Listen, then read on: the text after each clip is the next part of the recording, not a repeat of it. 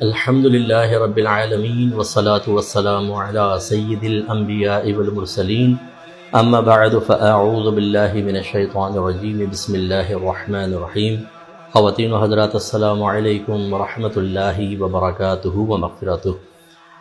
سن 2026 عیسوی 1447 سن ہجری کا 30واں درس قرآن آپ کی خدمت میں لے کر حاضر ہوئے ہیں، اور آج سورہ انبیاء کی آیت نمبر 35 پر کلام ہوگا، جس میں 3 مضامین ہیں اور یہی ہمارا آج کا ٹاپک بھی ہے۔ اللہ تعالیٰ ارشاد فرماتا ہے کہ کل نفس ذائقۃ الموت، ہر جان نے موت کو چکھنا ہے۔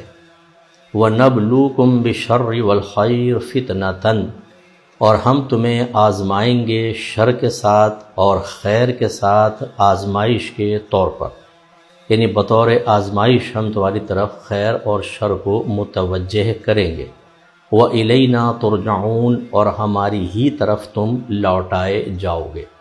گویا کہ یہ آج 3 چیزیں ہمارا موضوع ہیں اور زیر بحث رہیں گی۔ پہلا موت کی یاد ہے، دوسرا اللہ تبارک و تعالیٰ کی طرف سے آزمائش کا ہماری طرف 2 بڑی صورتوں میں متوجہ ہونا، بھلائی کی صورت میں اور شر کی صورت میں، اور تیسرا اللہ تبارک و تعالیٰ کی بارگاہ میں جا کر اپنی زندگی کے معاملات کا حساب و کتاب دینا۔ تو 3 چیزیں ہیں، ان میں سب سے پہلے موت کی یاد ہے، یعنی اللہ تعالیٰ نے جو فرمایا کہ ہر جان موت کو چکھنے والی ہے، یہ تو ہمیں پتہ ہے، بالکل حقیقت ہے۔ تو کیا صرف یہ خبر دینا مقصود ہے؟ تو یہ خبر صرف اگر دینا مقصود ہو تو پھر تو تحصیل حاصل لازم آئے گا کہ یہ بات تو ہمیں پہلے ہی معلوم ہے۔ اس کا مطلب یہ ہے کہ اللہ تبارک و تعالیٰ کا ارادہ یہ ہے کہ اس آیت کو ذکر کر کے ہمیں موت کی طرف متوجہ کرنا، کیونکہ بسا اوقات ایک حقیقت کا اقرار کرنے کے باوجود ہماری توجہ اس کی طرف کامل طور پر نہیں ہوتی ہے۔ جیسے موت کو ہی لے لیں، آخرت کو لے لیں، ہم آخرت کا اقرار کرتے ہیں، موت کا کون انکار کرتا ہے؟ لیکن کیا دن میں 24 گھنٹے، پورے ہفتے، پورے مہینے، بلکہ بعض اوقات سال بھر کیا ہمیں اپنی موت یاد آتی ہے؟ کیا ہمارے گھر میں موت کا تذکرہ ہوتا ہے؟ کیا ہم اپنے گھر والوں کو موت کا خوف دلاتے ہیں، یا کبھی تنہائی میں بیٹھ کر اپنی موت کے بارے میں غور و تفکر کرتے ہیں؟ بالکل بھی نہیں، یعنی ہم نے غفلت اختیار کی ہوئی ہے۔ اسی طرح آخرت کے بارے میں، موت، قبر، پھر میدان محشر، اللہ کی بارگاہ میں حساب و کتاب، پلصرات اور دیگر ہولناکیاں، یہ ہمارے اکثر ذہن میں مستحضر حاضر نہیں ہوتی ہیں، اگرچہ ہم ان کا اقرار کرتے ہیں۔ تو قرآن پڑھنے کا یہی فائدہ ہوتا ہے کہ قرآن میں یہ مضامین بار بار آتے ہیں، اور انسان کی توجہ جن اہم امور کی طرف ہونی چاہیے اور ہٹ چکی ہوتی ہے، پھر ان کی طرف آ جاتی ہے۔ تو سب سے پہلے جو ارادہ الہی یہاں کار فرما نظر آتا ہے کہ موت کو یاد کیا جائے، اسی کے بارے میں چند باتیں انشاءاللہ ہم ذکر کریں گے۔ دیکھیں، موت کو یاد کرنا اور بتکلف یاد کرنا یہ مطلوب شرع ہے، اگرچہ ہمارے گھروں میں اس کے برعکس ہوتا ہے کہ اگر کوئی موت کا ذکر کرنے لگے تو گھر کی عورتیں خاص طور پر جو تقدیر الہی پر کبھی توجہ نہیں کرتی، قرآن انہوں نے کبھی صحیح طریقے سے پڑھ کر سمجھا نہیں ہوتا۔ تقدیر الہی کے اندر یعنی اللہ نے ازلی فیصلے کر لیے ہیں کون کب مرے گا۔ موت ایک لمحہ نہ آگے ہو سکتی ہے نہ پیچھے ہو سکتی ہے۔ اسی طریقے سے قرآن عظیم میں بھی یہ مضامین موجود ہے کہ جب کسی کی موت آتی ہے تو نہ ایک لمحہ آگے ہوگی نہ ایک لمحہ پیچھے ہوگی۔ لیکن ہمارے گھر والوں کا ایک نظریہ، ایک ذہن کیا ہوتا ہے؟ بھئی موت کی باتیں نہ کرو، ایسا نہ ہو کوئی مر جائے۔ یعنی کیا مطلب ہے؟ اللہ تبارک و تعالیٰ کا ازلی فیصلہ ہمارے ذکر موت کی وجہ سے بدل جائے گا، اس لیے موت کا ذکر نہ کرو ورنہ کوئی مر جائے گا۔ اور فرض کر لیں کہ موت کا ذکر ہوا، کسی نے کہا بھئی تم بھی مر جاؤ گے، ہم بھی مر جائیں گے، بھئی موت نہ آ جائے، فلاں فلاں ہم نے روک دیا، اور 2 دن بعد ہی کوئی مر گیا، تو سارے اسی کو بلیم دے رہے ہوں گے، تم کر رہے تھے موت کا ذکر اس لیے ایسا ہوا۔ تو یہ ہمارے ضعیف الاعتقاد ہونے کی زبردست قسم کی علامت ہوتی ہے کہ ہم موت کے ذکر سے ڈرتے ہیں، حالانکہ نبی کریم صلی اللہ علیہ وسلم نے ارشاد فرمایا کہ موت کو بکثرت یاد کرو، کیونکہ یہ گناہوں کو مٹاتی ہے اور دنیا کی بے رغبتی پیدا کرتی ہے۔ گناہوں کو مٹاتی کیا مطلب؟ جب آدمی کو اپنی موت یاد آتی ہے تو اس کو احساس ہوتا ہے کہ میں نے گناہ کیے، توبہ کر لوں، ایسا نہ ہو بغیر توبہ کرے کہ یہ مر جاؤں اور عذابات قبر شروع ہو جائیں۔ تو یہ پھر وہ توبہ کرتا ہے تو گناہ مٹتے ہیں۔ اسی طریقے سے دنیا کی بے رغبتی پیدا ہوتی ہے۔ جب آدمی موت کو بھول جاتا ہے تو طویل زندہ رہنے کی امید یا یقین اس کے دل میں جم جاتا ہے، اور جب طویل زندہ رہنے کا یقین پیدا ہو جائے تو اس کے لیے بھی تیاری کرنی پڑتی ہے۔ پھر انسان دنیا کی طرف مائل ہو جاتا ہے، مکان بنا لوں، دکان بنا لوں، یہ لے لوں، وہ لے لوں، اور اس کے بعد پھر وہ حلال کی تمیز اور حرام کی تمیز چھوڑ دیتا ہے کہ بس مجھے میرے مقاصد حاصل ہو جائیں۔ اب موت کو بھولا ہوا ہے اور لگا ہوا ہے، پھر ایک دم سیٹھ جی کو فکر تھی، ایک ایک کے 10 کیجئے، موت آ پہنچی کہ صاحب جان واپس کیجئے۔ اور جو موت کو یاد کرتا ہے وہ کہتا ہے کہ ٹھیک ہے، جتنا مجھے دنیا کے لیے کرنا ہے میں کروں گا، اور اس کو منع بھی نہیں کرتی شریعت۔ میں بارہا اپنے بیانات میں آپ کو سمجھا چکا ہوں، آدمی اپنے لیے کرے، اپنے بیوی بچوں کے لیے جمع کرے، ان کے فیوچر کے لیے جمع کرے، لیکن اپنی موت کو یاد کرتے ہوئے۔ اس کا فائدہ یہ ہوگا کہ پھر وہ حرام کی طرف نہیں بڑھے گا، بیجا چیزوں کی طرف نہیں بڑھے گا۔ مال اگر جمع کرے گا تو اس کے دل میں بخل پیدا نہیں ہوگا کہ نہ زکاتیں نکالے، نہ حج کرے گی، یار اتنا پیسہ خرچ ہو جائے گا چھوڑو، نہیں۔ جب اس کو موت یاد ہوگی تو وہ کہے گا کہ بھائی اس کے اللہ کا حق بھی تو ادا کرنا ہے، بندوں کا حق ادا کرنا ہے، ایسا نہ ہو میں اسی طرح مر جاؤں۔ تو یوں موت کی یاد دنیا سے بے رغبتی پیدا کرتی ہے۔ اسی طریقے سے آدمی گناہوں میں لگا ہوتا ہے، گندے کام کر رہا ہوتا ہے، آوارہ گرد دوستوں کے ساتھ ہوتا ہے، اور بس دنیا سے ہر مزے حاصل کرنے کے چکر میں ہوتا ہے۔ لیکن جو موت کو یاد کرتا ہے وہ سوچتا ہے کہ اگر ان مزوں میں مشغول رہ کر میں اپنی آخرت کو فراموش کر بیٹھا تو پھر بہت دردناک انجام ہو سکتا ہے۔ تو ایک موت کی یاد ہی ہوتی ہے جو اس بیجا مشغولیت سے اس کو نکال کر یہاں سے بے رغبت کر کے آخرت کی رغبت پیدا کرتی ہے۔ نبی کریم صلی اللہ علیہ وسلم مزید فرماتے ہیں کہ پس اگر تم اسے مالداری کی حالت میں یاد کرو گے تو یہ اس کو ختم کر دے گی۔ ختم کرنے کا مطلب اس کے جو برے اثرات ہیں انہیں ختم کر دے گی۔ آدمی بخل میں مبتلا نہیں ہوگا، اور وہ سینے سے لگا کر نہیں رکھے گا، اللہ کا حق ادا کرے گا، بندوں کا حق ادا کرے گا، تو اس طرح اس کی دولت اس کے پاس ہونے کے باوجود اس کے لیے نقصان کا باعث نہیں بنے گی۔ اور فرمایا اگر تم اسے غریبی میں یاد کرو گے تو یہ تمہیں تمہاری زندگی سے راضی کر دے گی۔ تو اگر کوئی تنگ دست آدمی ہے، بڑا پریشان ہے، پھر وہ سوچتے ہیں یار کچھ عرصے بعد میں نے مر ہی جانا ہے، کوشش جاری رکھیں، ٹھیک ہے، اپنے اچھے مستقبل کے لیے، اپنے حالات کو بدلنے کے لیے، لیکن اس پہ مایوسی نہیں آئے گی، کیونکہ جب زیادہ زندہ رہنے کا یقین ہو جاتا ہے پھر آدمی کہتا ہے یار اب میرے 40-50 سال آگے کے کیسے گزریں گے اس تنگ دستی میں۔ لیکن اگر یقین ہو کہ بھائی کل پرسوں بھی تو موت آ سکتی ہے، ہو سکتا ہے بڑا قریب یہ معاملہ ہو جائے، تو پھر انسان کو ذرا سکون ملتا ہے۔ اسی طریقے سے حضرت ابو درداء رضی اللہ تعالیٰ عنہ فرمایا کرتے تھے کہ جس نے موت کو بکثرت یاد کیا اس کا حسد اور خوشی قلیل ہو جائے گی۔ ہم حسد کیوں کرتے ہیں؟ خاص طور پہ خواتین، کسی کی گوری رنگت سے، کسی کے زیور سے، کسی کے اچھے شوہر سے، کسی کے بچوں کے فرما بردار ہونے سے، کسی کے مال و دولت سے۔ ایسے مردوں کے اندر بھی ہوتا ہے کہ جیلسی پیدا ہو جاتی ہے۔ اب اگر موت آ جائے، موت کا یقین ہو، تو پھر جیلسی بھی ختم ہو جاتی ہے۔ کیونکہ جیلسی کیوں ہوتی ہے کہ احساس محرومی ہمیں تکلیف دیتا ہے، اس کے پاس ہے میرے پاس کیوں نہیں، اس سے چھن جائے مجھے مل جائے۔ یہ اسی وقت ہوتا ہے جب آدمی موت کو بھول چکا ہوتا ہے، اور موت یاد ہو تو پھر آدمی کہتا ہے چھوڑ یار اس کے پاس ہے، میں تو اپنی تیاری کروں، مجھے کیا ضرورت ہے کہ حسد کریں۔ حسد قلیل ہو جاتا ہے، اور اسی طریقے سے خوشیاں قلیل ہو جاتی ہیں۔ آدمی دیکھیں جو موت کو بھول جاتے ہیں نا، ہر فضول گندے غلیظ کام سے وہ خوشی حاصل کرنے کی کوشش کرتا ہے۔ 6 گھنٹے گیم کھیل رہے ہیں، کرکٹ کھیل رہے ہیں، پکنک پوائنٹ پہ گئے ہوئے ہیں، دوستوں کے ساتھ ڈھابے پہ بیٹھے ہوئے باتیں کر رہے ہیں۔ خواتین کو دیکھیں کہ بیٹھ کر 2 گھنٹے، 3 4 گھنٹے غیبتیں چغلیاں کر رہی ہیں۔ اگر یہ احساس ہوتا کہ بھی موت آنی ہے تو لازمی بات یہ خوشیاں قلیل ہوتی، آدمی کم وقت ضائع کرتا، کم اس طرح کی بیجا خوشیوں میں مشغول ہوتا اور اپنے آخرت کی تیاری کرتا۔ اس طرح نبی کریم صلی اللہ علیہ وسلم نے مزید ارشاد فرمایا، شعب الایمان کی یہ روایت ہے کہ ایک مومن موت کا ذکر، ایک مومن کے لیے موت کا ذکر دنیا میں بے رغبتی پیدا کرنے اور آخرت کی جانب مائل کرنے والا ہونے کے اعتبار سے کافی ہے۔ یعنی یہ بھی سرکار دیکھیں موت کی یاد کی اہمیت بتا رہے ہیں کہ اگر موت کی یاد پیدا ہوگی تو دنیا سے بے رغبتی پیدا ہوگی، آخرت کی طرف انسان مائل ہوگا۔ ہمارے کیوں نہیں ہے؟ پورے مہینے آخرت یاد نہیں آتی، صرف دنیا، صبح اٹھتے ہیں دنیا، دوپہر دنیا، رات سوتے ہوئے دنیا، اس لیے کہ ہم نے موت کو یاد کرنا چھوڑ دیا ہے۔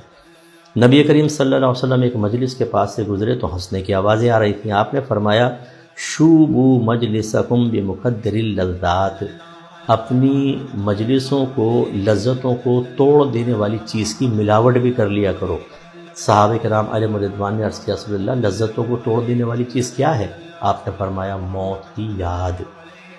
تو دیکھیں کیسا شریعت یہ چاہتی ہے کہ موت کی یاد۔ اب ہمارے کہتے لگ رہے ہوتے ہیں جب کزنز مل جاتے ہیں، عید کے اوپر آ جاتے ہیں، چلے عید وغیرہ پہ موت کا ذکر آپ کریں، خواہ بخواہ آپ لوگ آپ کو ٹونٹنگ کریں گے اور کہیں گے یار تم خوشی کے موقع پہ ایسا کر رہے ہو، لیکن مراد یہ ہے کہ جب ہم بہت زیادہ ہنس رہے ہوتے ہیں، سب کچھ کر رہے ہوتے ہیں، اور جب محفل ہوگی، ہنس رہے ہوں گے، خوشیاں ہوں گی، کبھی تو اس میں موت کا ذکر بھی ہو جائے۔ تو سرکار تو یہ چاہتے ہیں کہ یہ کیونکہ مسلسل ملنے والی خوشی اور بہت زیادہ ہنسی مذاق ٹھٹا یہ دلوں میں غفلت کو پیدا کرتا ہے، اس لیے سرکار نے صحابہ کو خاص طور پہ نصیحت کرتے ہوئے ارشاد فرمایا جو حقیقتاً ہماری تعلیم کے لیے تھا کہ ذرا لذتوں کو توڑ دینے والی چیز کی بھی ملاوٹ کر لیا کرو۔ ایک دفعہ ذرا موت کا ذکر کر کے دیکھیں کیسے ہمارا ایک دم خوف پیدا ہوتا ہے، اور یہ غیبتوں چغلیوں کے سلسلے کیسے وقتی طور پہ رکیں گے۔ اب یہ خواتین ہنس رہی ہوتی ہیں، سہیلیاں بیٹھ گئیں، کزنز بیٹھ گئیں، محلے والی آ گئیں، خوب دبا کے الٹی سیدھی باتیں، غیبتیں اور چغلیاں، راز ظاہر کرنا، ایک دوسرے پہ الزامات لگا رہی ہیں، موت کی یاد غائب ہے۔ ذرا بیچ میں کبھی بھی ہمیں بہنوں کو گزارش کرتا ہوں ایک دفعہ موت کا ذرا ذکر کر کے دیکھیں۔ ہم سب یہ کر رہے ہیں، ایسا نہ ہو موت آ جائے اچانک، پھر کیا ہوگا؟ پھر دیکھیں ایک دم لذتیں ختم ہوں گی، ایک خوف سا پیدا ہوگا۔ لیکن مجھے یقین ہے کہ ہماری خواتین ایسا نہیں کریں گی، کیونکہ سارے غلط کام کرنے کے باوجود موت کی یاد نہیں آئے گی بس، کیونکہ موت یاد کریں گے تو یہ سارے مزے ختم ہوں گے، اور خواہ مخواہ اگر ڈپریسڈ ہوتا ہے آدمی، وہ بھی میرے تو خوف چڑھ گیا، تو یہ خوف ہی تو شریعت چاہتی ہے کہ اتنا نہیں کہ آپ ڈپریشن میں چلے جائیں، لیکن شریعت چاہتی ہے خوف قائم رہے تاکہ آپ اور مجھ جیسے آدمی بھی غفلت میں مبتلا نہ ہو۔ نبی کریم صلی اللہ علیہ وسلم نے مزید فرمایا، یہ بھی شعب الایمان کی روایت ہے کہ کفا بالموت واعظا، واعظ یعنی نصیحت کرنے کے اعتبار سے موت کی یاد کافی ہے، یعنی اگر تم موت کو یاد کرو گے تو زبردست قسم کی نصیحت اور عبرت حاصل ہوگی، لیکن ہم نہیں کرتے ہیں۔ اور ایک دعا دیکھیں نبی کریم صلی اللہ علیہ وسلم نے فرمائی اللہ کی بارگاہ میں، اور بڑی پیاری دعا ہے۔ سرکار فرماتے ہیں اللہم اے اللہ حبب الموت، محبوب کر دے تو موت کو، الی من اس شخص کو، یعلم انی رسولک کہ جو اس بات کو جانتا ہے کہ میں تیرا رسول ہوں، یعنی جو بھی میرا امتی یہ بات جانتا ہے کہ میں تیرا رسول ہوں، اللہ اس کو موت محبوب کر دے۔ اب آپ اندازہ کریں یعنی موت کی یاد محبوب کر دے۔ میری والدہ سیدہ عائشہ صدیقہ رضی اللہ تعالی عنہا نے ایک مرتبہ نبی کریم صلی اللہ علیہ وسلم سے پوچھا یا رسول اللہ کیا کفار سے لڑے بغیر بھی کیا کوئی مقام شہادت حاصل کر سکتا ہے؟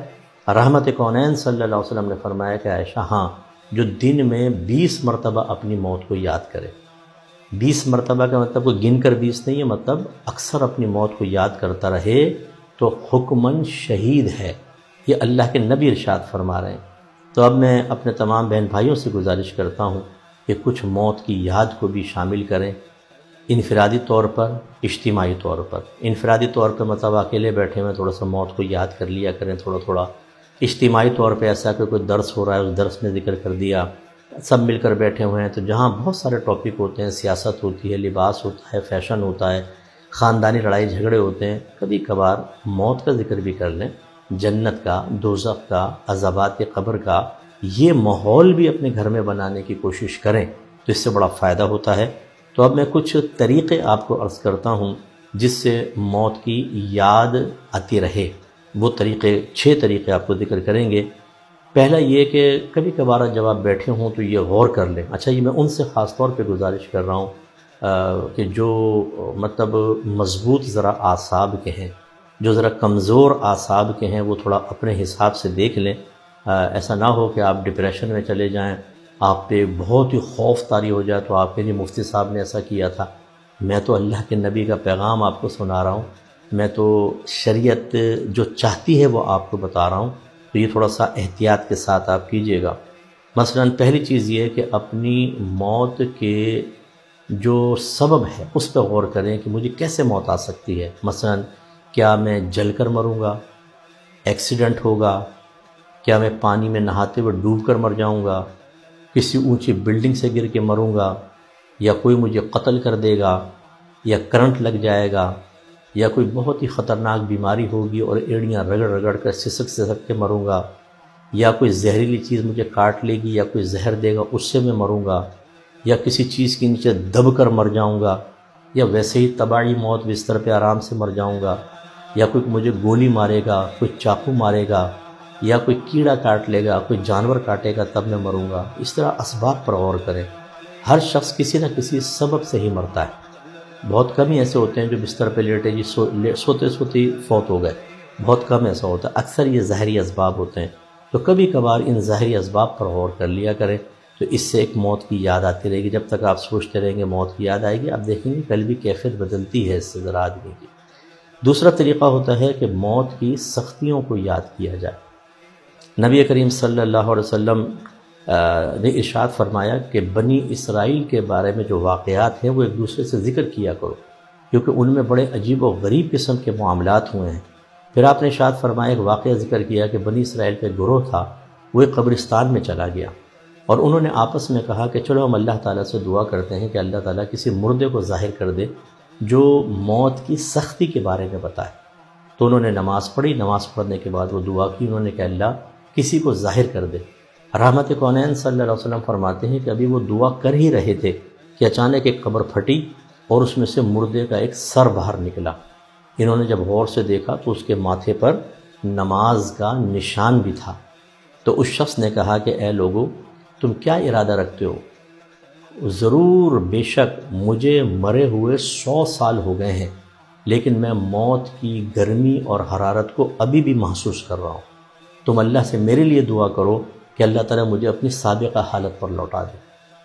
یعنی اتنی سختی ہوتی ہے بعض اوقات موت کی، اور بعض اکابرین فرماتے ہیں کہ یہ ایسے ہوتی ہے جس حضرت کعب رضی اللہ تعالیٰ عنہ نے حضرت عمر فاروق رضی اللہ تعالیٰ عنہ کے مطالبے پر کہ آپ نے کہا کہ آپ نے جو سنا ہے موت کے بارے میں کتنی سخت ہوتی ہے مجھے بتائیں۔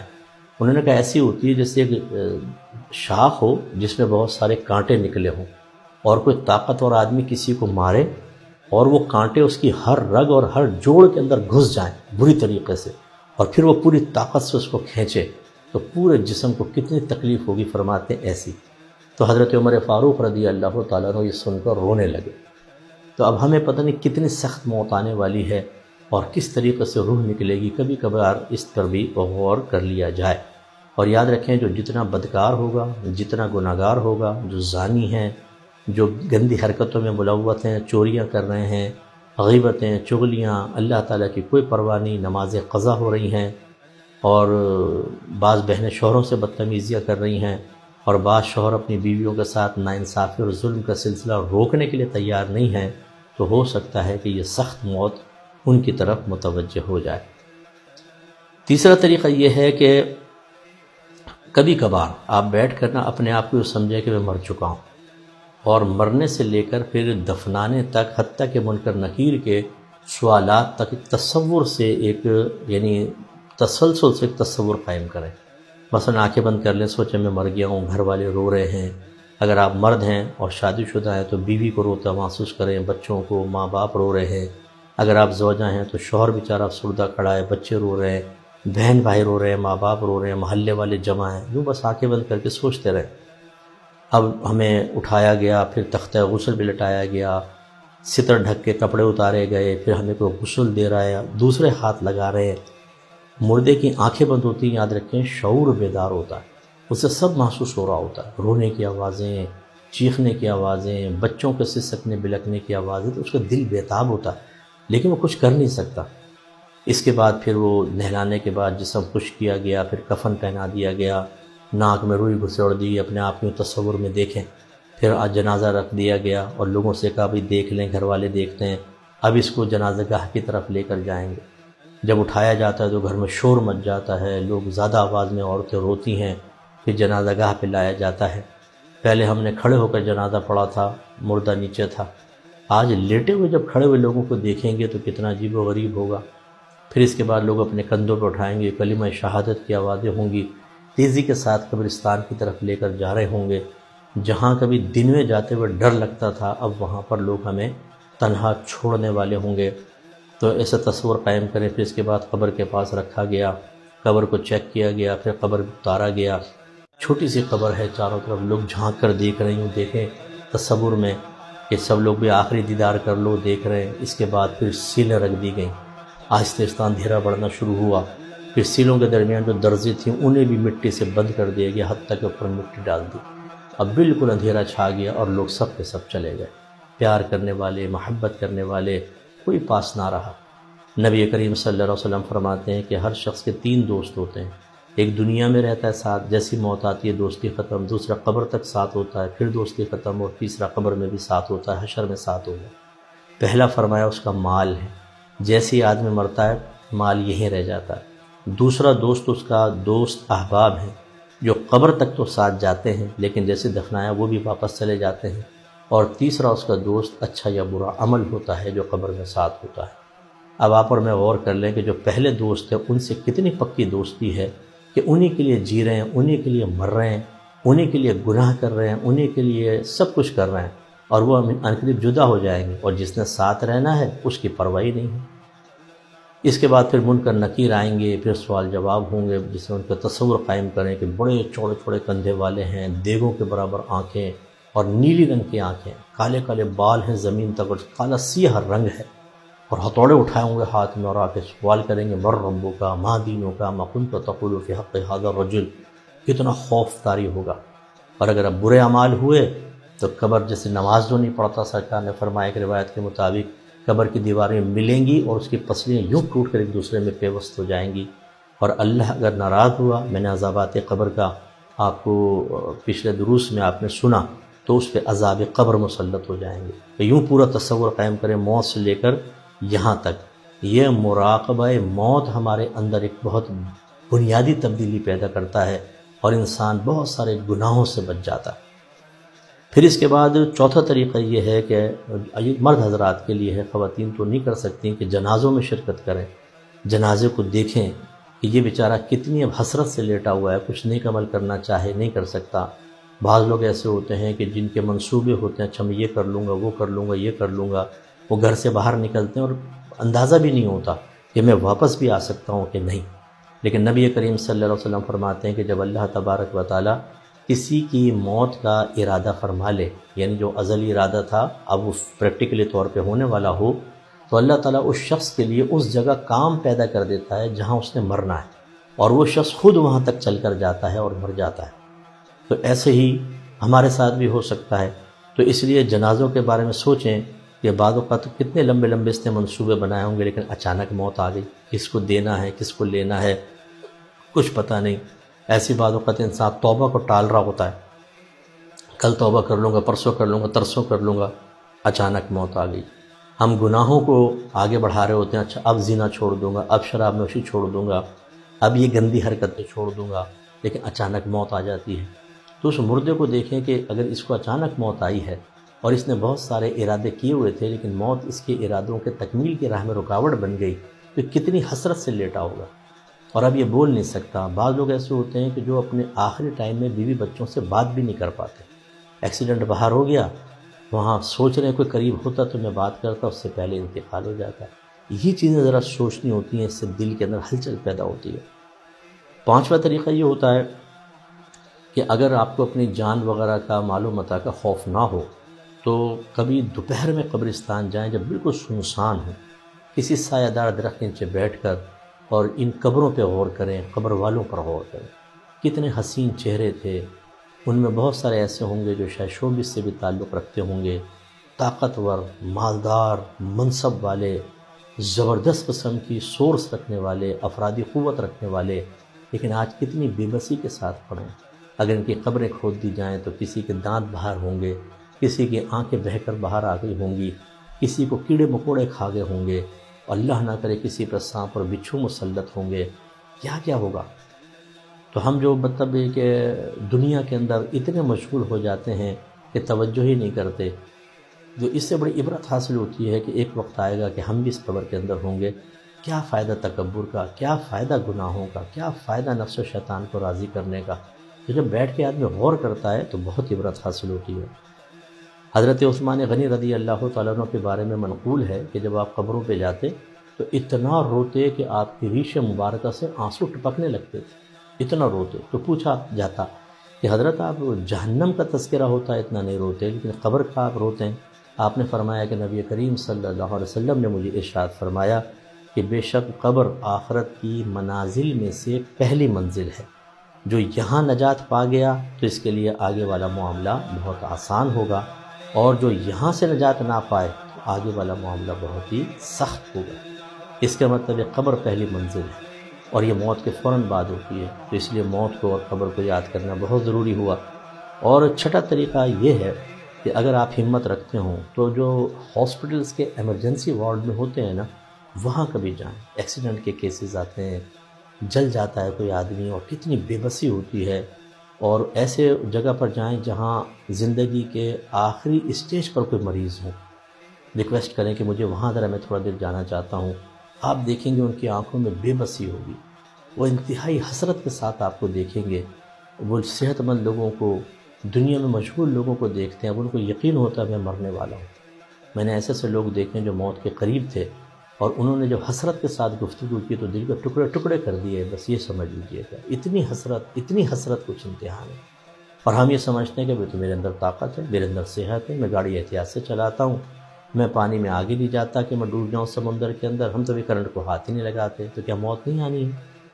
تو ان کی ایسے مریضوں کی بے بسی کو دیکھنا بہت ضروری ہوتا ہے۔ تو میں گزارش کرتا ہوں اپنے بھائی بہنوں سے کہ موت کی یاد ان طریقوں کے ساتھ جاری رکھیں۔ انشاءاللہ آپ 1 مہینہ اس پر عمل کر لیں کہ روزانہ تھوڑا تھوڑا یا ایک دن چھوڑ کر کریں۔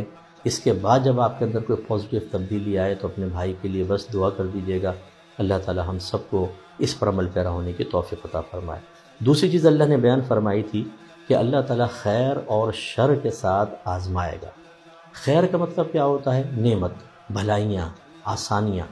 کبھی اللہ تعالیٰ اس طرح بندے کو یہ چیزیں دے کر آزماتا ہے، اور کبھی شر کے ساتھ آزماتا ہے۔ شر مانے برائی، تکلیف والی چیز، پریشانی۔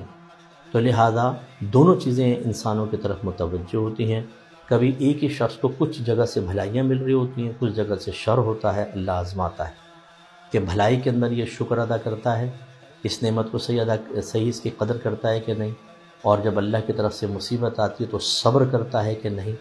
یہ چیز اللہ تعالیٰ ایک اللہ کو تو سب معلوم ہے، لیکن اس نے ایک امتحان رکھا ہے۔ بعض ایسے ہوتے ہیں جن میں بھلائیوں کا ریشو زیادہ ہوتا ہے، ان کو تکلیف بہت کم محسوس ہوتی ہے۔ یہ زیادہ آزمائش میں ہوتے ہیں کہ بعض اوقات زیادہ نعمتیں مل جائیں تو انسان غفلت کا شکار ہو جاتا ہے، اور بعض لوگ زیادہ آزمائشوں میں رہتے ہیں، ان کی زندگی میں خوشیاں کم ہوتی ہیں۔ یہ بھی ایک بہت بڑی آزمائش ہوتی ہے کہ اگر تھوڑی بہت آزمائش ہو تو آدمی سہ لیتا ہے، جب مسلسل آزمائش ہوتی ہے تو بعض اوقات شکوہ شکایت زبان سے نکلتا ہے، اور بسا اوقات تو انسان کلمہ کفر کہہ دیتا ہے۔ تو اس لیے ہمیں یہ اس پر غور کرنا ہے۔ اللہ نے فرمایا کہ ہم تمہیں آزمائیں گے۔ اب آزمائش کیا ہے؟ آزمائش دیکھیں یہ ہے کہ جب اللہ تعالیٰ نعمت عطا فرماتا ہے تو بس نعمت کا ہمیں شکر ادا کرنا ہے، اور شکر کے 3 طریقے ہوتے ہیں۔ زبان سے اقرار کرنا، اے اللہ تیرا شکر ہے کہ تو نے نعمت عطا فرمائی، الحمدللہ رب العالمین، اور دل سے اس نعمت کو ماننا، اس کا اعتراف کرنا۔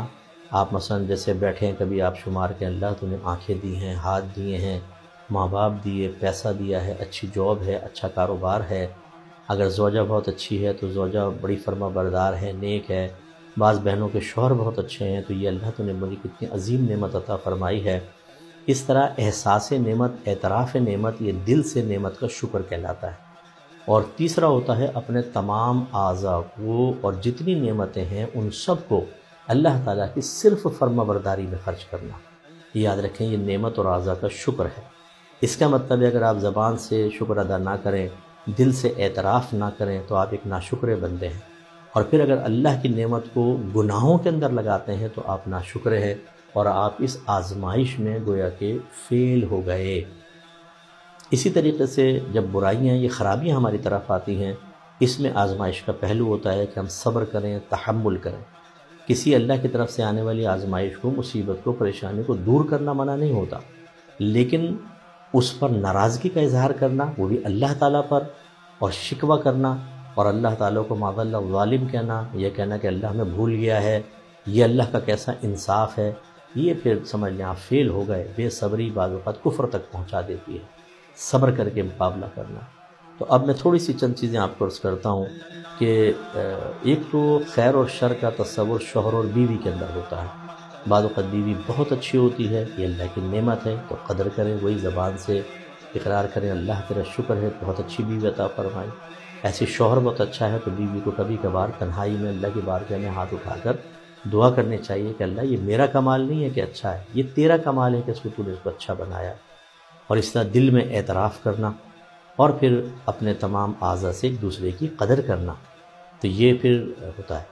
اور اسی میں اگر شر ہو، مثلا بعض کو بیویاں بڑی خطرناک قسم کی مل جاتی ہیں، بد زبان بیوی ہوتی ہیں، شاؤٹنگ کرتی ہیں، بعض اوقات تو تھپڑ تک مار دیتی ہیں، گالیاں بکتی ہیں بعض بیویاں، وہ کہتا ہے وہ پردہ کر لو، پردہ نہیں کر رہی، وہ کہتا ہے کہ تم یہ غلط کام گندی چیزیں نہ دیکھو، وہ باز نہیں آتی ہیں، یہ سمجھ لیجیے شر اللہ نے متوجہ کر دیا اور آزمائش ڈال دی ہے۔ اور بعض بیویاں ایسی ہوتی ہیں جو غیر مردوں سے تعلقات قائم کر لیتی ہیں اور شوہر کو بعض اوقات پتہ چل جاتا ہے، اور اسی طرح بعض اوقات شوہر شر کی صورت میں بیوی کے ساتھ ہوتا ہے، گالی گلوچ کرنے والا، مارنے پیٹنے والا، کیئرنگ پرسن نہیں ہوتا، خرچے میں بخل کرنے والا، تکلیفیں دیتا ہے، پریشانی ہوتی ہے، بیوی کا حق ادا نہیں کرتا، غیر عورتوں کی طرف مائل رہتا ہے۔ میں نے درس کیا تھا قوم لوط کے معاملات میں کہ بعض مردوں سے ضرورت پوری کر لیتے ہیں، بیوی کے پاس نہیں آتے، غیر عورتوں سے مراسم ہوتے ہیں، دوسروں کی بیویوں اور غیر عورتوں سے تو ہنس ہنس کے باتیں کرتے ہیں، بیوی سے جب باتیں کریں گے غصے سے جھڑک کر، ڈانٹ کر، ڈپٹ کر، یہ ایک شر ہے، ایک آزمائش ہے جو اللہ نے ڈالی ہے۔ تو ہم نے آپ کو شر کا بتا دیا کہ کس طریقے سے اب آپ کو صبر ہی کرنا ہے، کوشش کرنی ہے کہ وہ صحیح ہو جائیں، ایک دوسرے کے لیے کوشش کرنی ہے، لیکن یہ کہ اللہ تو نے کیسا شوہر دے دیا، یہ شوہر کہ اللہ تو نے کیسی بیوی دے دی، یہ رہ گئی تھی میرے لیے، آپ کو شکوہ کرنا زیبا نہیں ہے۔ اللہ نے اگر ایک طرف سے آزمائش رکھی ہے تو 50 چیزوں کی طرف سے آپ کے لیے اللہ نے بھلائیاں بھی رکھی ہوتی ہیں۔ اس لیے طریقہ یہ ہے کہ اللہ کی بارگاہ میں شکوہ نہ کریں بلکہ اپنے طرز عمل کو بہتر کریں۔ ایسی اولاد اور ماں باپ ایک دوسرے کے لیے آزمائش بن جاتے ہیں۔ بعض اوقات ماں باپ بہت اچھے ہوتے ہیں تو ان کی قدر کریں، اولاد بہت اچھی ہوتی ہے قدر کریں۔ بعض اوقات اولاد بری ہوتی ہے اور ماں باپ کے لیے مصیبت کھڑی کر دیتی ہے، لڑکیاں غیر لڑکوں سے مراسم پیدا کر لیتی ہیں، شاؤٹنگ کرتی ہیں، بدتمیزیاں کرتی ہیں، بیٹے سینے پہ چڑھ کے باتیں کر رہے ہیں، ایسے میں ماں باپ کو اللہ سے نہیں شکوہ کرنا چاہیے، نہ اس کی تقسیم پر اعتراض کرنا چاہیے، صبر کر کے اس آزمائش کو سہنا چاہیے۔ بعض بچے بہت اچھے ہوتے ہیں، معذرت کے ساتھ ماں باپ ٹھیک نہیں ہوتے، بیجا ضدیں کرنا، چھوٹی چھوٹی بات پہ ڈانٹنا ڈپٹنا، ناانصافیاں کرنا اولاد کے درمیان، تو بچوں کو یہ حق حاصل نہیں ہے کہ ماں باپ سے بدتمیزی کریں یا اللہ کی بارگاہ میں شکوہ کریں۔ سمجھ لیں اللہ کی طرف سے ایک آزمائش ہے، ماں باپ کے سامنے سرنڈر کر دیں اور معاملہ اللہ پر چھوڑ دیں، اللہ ان سے حساب لے گا، آپ کو حساب لینے کی اجازت نہیں ہے۔ اسی طریقے سے بعض اوقات باس برا مل جاتا ہے، ملازم بہت اچھا ہوتا ہے، بعض اوقات باس بہت اچھا ہوتا ہے، ملازم چیٹر قسم کے مل جاتے ہیں، یہ بھی آزمائش ہوتی ہے۔ دیکھیں بھلائی بھی ہے، بعض اوقات باس اچھا ہے، یہ بھلائی ہے، قدر کریں اس کی۔ اگر آپ کو امپلائی اچھا مل گیا ہے، مخلص لوگ ہیں، ان کی قدر کریں، پرانے لوگوں کے سینئرز کی خاص طور پر اگر وہ اچھا کام کر رہے ہیں تو ان کو ہٹا کر خواہ بخواہ ان کو تکلیف دے کر ایسے لوگوں کو لے آنا جو آپ سے مخلص نہ ہوں، یہ ٹھیک نہیں ہوتا۔ اور کبھی ایسا ہوتا ہے کہ یہ ان کے لیے یا یہ اس کے لیے تکلیف کا باعث ہوتا ہے، سست لوگ ہوتے ہیں، چیٹنگ کرتے ہیں، کام نہیں کرتے، کام چور ہے، تو بہرحال آپ چینج کر سکتے ہیں ان کو، وہ کسی اور کو امپلائی رکھ لیں، اور کم از کم یہ کہ اس سمجھ لیں کہ یہ اللہ کی طرف سے آزمائش ہے، تو صبر ضرور کرنا ہے، اللہ سے شکوہ نہیں کرنا ہے۔ ایسے ہی بعض اوقات اللہ تعالیٰ کسی کو اولاد دے کر آزماتا ہے، بکثرت اولاد ہوتی ہے، اب وہ اس پر اترانا شروع کر دیتے ہیں، اسے اپنا ذاتی کمال سمجھتے ہیں اور اللہ کی کوئی شکر ادا نہیں کرنا۔ اور کسی کو اللہ تعالیٰ بے اولاد رکھ کر آزماتا ہے تو اب اس میں صبر کرنا ہوتا ہے۔ تو بعض اوقات جس کو اولاد ملتی ہے وہ شکر گزار ہوتے ہیں، اللہ سے شکر کرتے ہیں، اللہ تمہیں اچھی اولاد دی، پر تیری بڑی مہربانی ہے کہ تو نے اولاد بھی دی، لوگوں کے پاس تو ہے نہیں۔ اور کوئی بے اولاد رہ کر اللہ سے راضی ہوتا ہے کہ اللہ جیسا تو نے رکھا میں تیرے اسی حال پر راضی، ہاں علاج کی کوشش کرنا دیگر منع نہیں ہوتا، لیکن بعض اوقات جسٹ اپوزٹ ہو جاتا ہے، بے اولاد اللہ کی بارگاہ میں شکوہ کر رہا ہوتا ہے اور صاحب اولاد غافل ہو جاتا ہے، یہ گویا کہ دونوں آزمائش میں ناکام رہے۔ یوں ہی بعضوں کو اللہ بیٹے عطا فرماتا ہے اور بعضوں کو صرف بیٹیاں بیٹیاں دیتا رہتا ہے، یہ بھی ایک آزمائش ہوتی ہے۔ تو جو بیٹوں والی ہوتی ہے بعض اوقات اس کا ہونا ہی کیا چاہیے تھا کہ کہ یہاں پہ چونکہ نعمت ملی ہے، اس کا تمام کریڈٹ اللہ کو ہی دینا چاہیے تھا، کیونکہ بیٹا پیدا کرنے میں عورت کا کوئی کمال نہیں ہوتا۔ لیکن ہماری بہنیں ایک بیٹا ہو گیا، دو بیٹا ہو گیا تو وہ چوڑی ہو جاتی ہیں ساتھ۔ اگر دوسری نندوں دیورانیوں کے سب کے لڑکیاں ہوئی ہیں، اس کے بیٹا ہوا تو پتہ نہیں کیا سمجھتی ہیں کہ جیسے میرا کوئی کمال ہے اس کے اندر، آپ کا کیا کمال ہے؟ لیکن وہ اس کو اپنا کمال سمجھتے ہیں، اور ہمارے گھروں کے اندر عمومی طور پہ رواج یہ جس کے بیٹا ہو جاتا ہے اس کو سر پہ بٹھا لیتے ہیں، جس کی بیٹیاں ہوتی ہیں اس کو بیچاری کو ڈیگریڈ کرنا شروع کر دیتے ہیں۔ انتہائی ناپاک رویہ۔ اور ایسی عورت جو اس کے 2-3 بیٹے ہو گئے، آپ کا کوئی کمال نہیں ہے، یہ اللہ کا کمال ہے۔ بیٹا بیٹی دینا تو اللہ کا کمال ہے، آپ کا کہاں سے کمال ہو گیا؟ لیکن وہ کریڈٹ لے رہے ہوتے ہیں، یہ ناشکری ہے۔ اور اسی طرح اگر کسی کی بیٹیاں ہوں اور وہ اللہ کی رضا پر راضی کہ ٹھیک ہے میرے آقا صلی اللہ علیہ وسلم کی بیٹیاں حیات رہیں، بیٹے تو تھے فوت ہوئے اور فوت ہو گئے تو ہم اسی پر راضی ہیں، تو یہ ہے کمال۔ اور اگر اس کے بیٹے ہیں اور یہ تمام کمال کی نسبت اللہ کی طرف کرے کہ میرے رب کا کمال ہے، میرا کیا کمال ہے، اللہ تیرا بہت شکر ہے، یہ ہیں دونوں اپنی اپنی جگہ اچھے انداز سے۔ لیکن اگر دونوں یہ بے راہ روی کا شکار ہو جائے بیٹوں کی کثرت کی وجہ سے، اور یہ بیٹیوں کی وجہ سے اللہ کی بارگاہ میں شکوہ کرے، تو گویا کہ امتحان میں فیل۔ ایسی صحت اور بیماری کا مسئلہ، مالداری اور تنگ دستی کا۔ اسی طرح بعض بہو بہت بری ملتی ہے، سسرال بہت اچھا ہوتا ہے۔ بعض اوقات لڑکی بہت اچھی ہوتی ہے، سسرال بہت برا ہوتا ہے۔ ایسی دوست اچھے اور برے ملتے ہیں، اور ایسی بزنس پارٹنرز وغیرہ ہوتے ہیں۔ بعض اوقات ایک آدمی انویسٹمنٹ کرتا ہے، اچھا پارٹنر مل جاتا ہے، دیانتداری سے کام کر رہا ہوتا ہے، یہ اللہ کی نعمت ہے، تو اللہ کا شکر ادا کرے۔ اور بعض وقت خطرناک قسم کا ملتا ہے اور سارے کچھ لوٹ لاٹ کے لے جاتا ہے، تو یہ ہماری غلطی ہے نا کہ ہم نے بعض چیزوں کے اندر شرعی تقاضے پورے نہیں کیے ہوتے، کہ پورا آپ کو ڈاکومنٹس تیار کرنے چاہیے تھے، وٹنسز آپ کے پاس ہوتے، باقاعدہ اسٹامپ پیپر پہ سائن ہوتا، لیکن وہ نہیں کرتے اور نقصان ہوتا ہے۔ اور اس میں خاص طور پہ یہ گزارش کرتا ہوں سننے والوں سے کہ جب آپ پیسہ انویسٹ کرتے ہیں اور ہیوج کوانٹٹی میں کرتے ہیں تو یہ ذرا ذہن میں رکھ لیجئے کہ جس کے ساتھ آپ انویسٹ کر رہے ہیں، اگر آج آپ کو موت آ جاتی ہے تو کیا یہ اتنا دیانتدار ہے کہ آپ کا یہ پیسہ آپ کے گھر والوں کو دے دے گا؟ یا آپ کے گھر والوں میں اتنی طاقت ہے کہ اس تک رسائی کر کے اس سے یہ پیسہ نکلوا لیں گے؟ بعض اوقات ہم ان چیزوں سے بالکل غافل ہوتے ہیں۔ بڑی کوانٹٹی میں پیسہ انویسٹ کر دیا، اچانک شوہر کا انتقال ہوا، بیوی کو پتہ بھی نہیں کہاں انویسٹ کیا، اور یہ جو چیٹر قسم کے لوگ ہوتے ہیں سارا پیسہ کھا جاتے ہیں۔ یا اگر فرض کر لیں کہ میں نے 1 کروڑ کیا تو 10 لاکھ دے دیں گے، باقی کھا گئے اور گھر والوں کو پتہ ہی نہیں ہے۔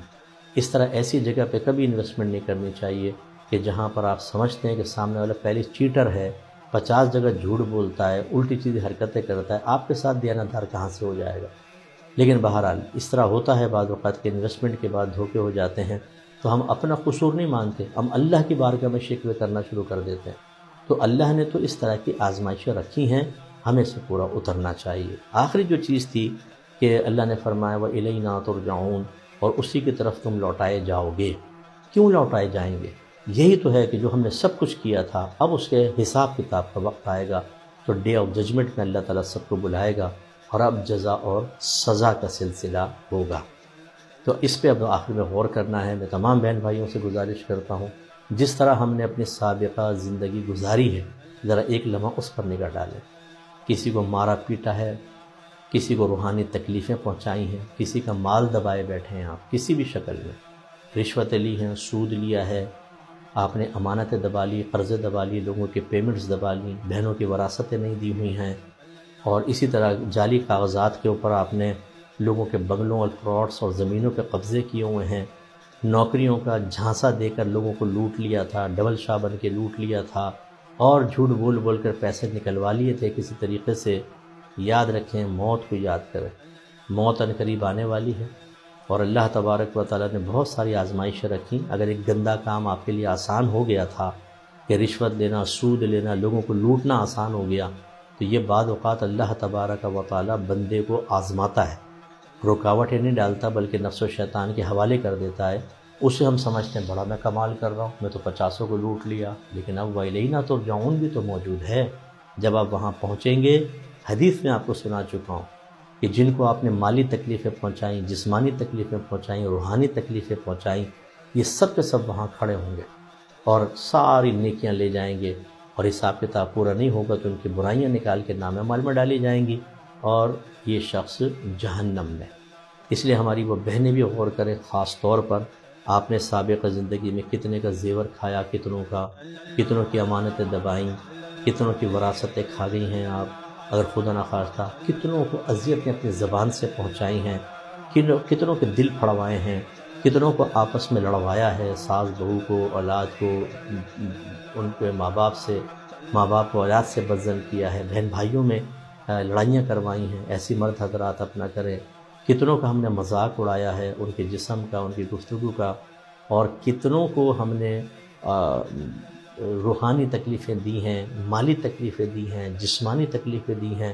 تدارک کر لیں اور ابھی حال میں غور کریں کہ ہم کیا کر رہے ہیں، کیا ہم غلط حرکتوں میں ملوث ہیں، کیا ہم شکوہ شکایت اللہ کی بارگاہ میں کرتے ہیں، کیا ہم کامل شکر گزاری کرتے ہیں کہ نہیں کرتے۔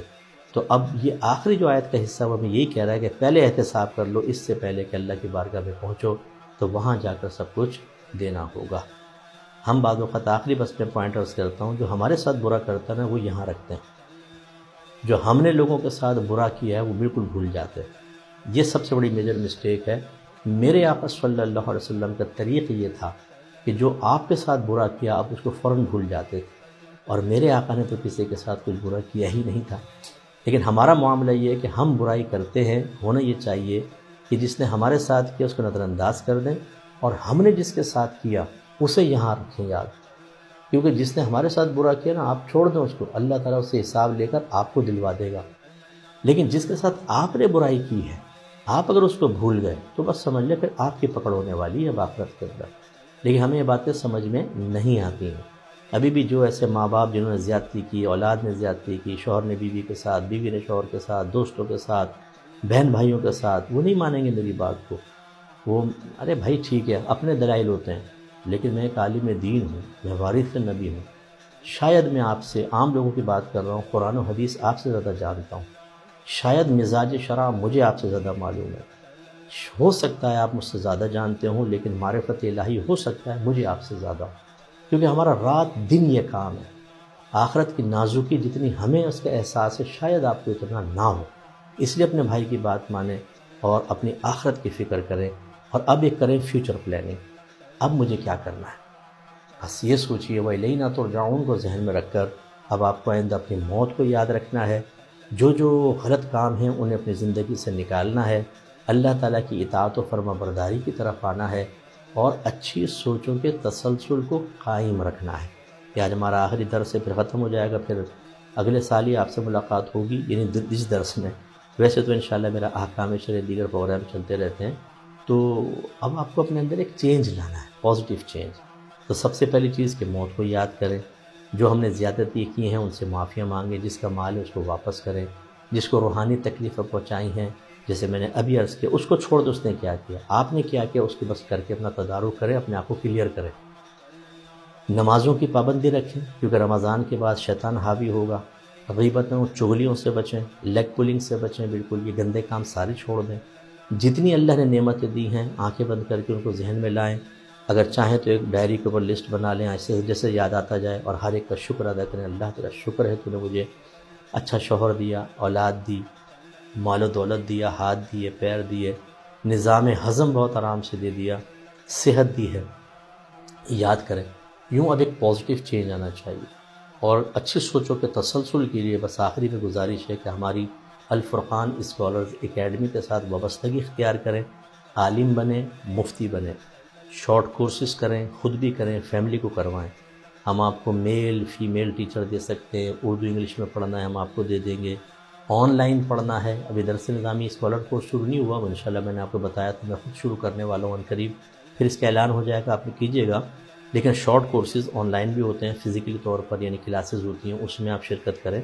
اس کے علاوہ تدبر قرآن، میری یوٹیوب کے اوپر تفسیر قرآن ہے، ڈیلی ایک ایپیسوڈ سن لیا کریں، جیسے بھی میں آپ کو سمجھا رہا ہوں، کچھ نہ کچھ فائدہ ہوتا ہے نا، آدمی سنتا ہے تو دل پہ اثر ہوتا ہے، مائنڈ چینج ہوتا ہے، آہستہ آہستہ ہدایت کی طرف آدمی آتا ہے۔ تو اس کا پورا سال تسلسل قائم رکھنے کا طریقہ یہ ہے کہ آپ ہمارے وہ تدبر قرآن سنیں، ڈیلی ایک ایپیسوڈ سن لیا کریں، بچوں کو جمع کر کے گھر والوں کو سنوائیں، بہت فائدہ ہوگا۔ دوسرا درس بخاری ہے یوٹیوب کے اوپر ہی میرا، اس کا بھی ایک پروگرام لے لیں، حدیث ترجمہ اور اس کی شرح سنیں، بڑی برکت پیدا ہوتی ہے۔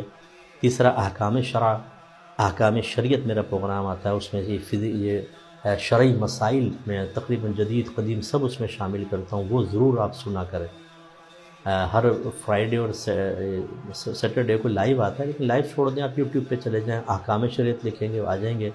ایک پروگرام یا ایک پروگرام کو 2 دن میں دیکھ لیا کریں۔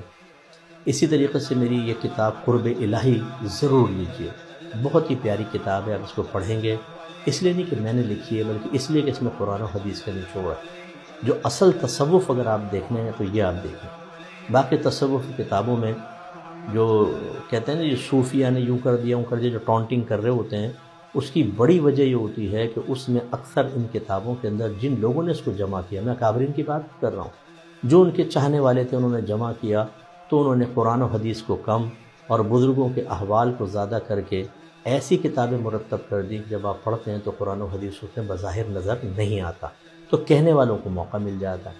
یہ جو کتاب ہے یہ قرآن و حدیث سے ثابت شدہ تصوف پر مشتمل ہے، اور اس میں جو میں نے اکابرین کے اقوال لکھے ہیں علوم ظاہریہ کے بارے میں، انہیں جب آپ پڑھیں گے تو پھر جو ڈبے اور جعلی قسم کے جو پیر ہوتے ہیں وہ کہتے ہیں جی فقیری کچھ اور ہے، یہ علم ظاہر کچھ اور ہے۔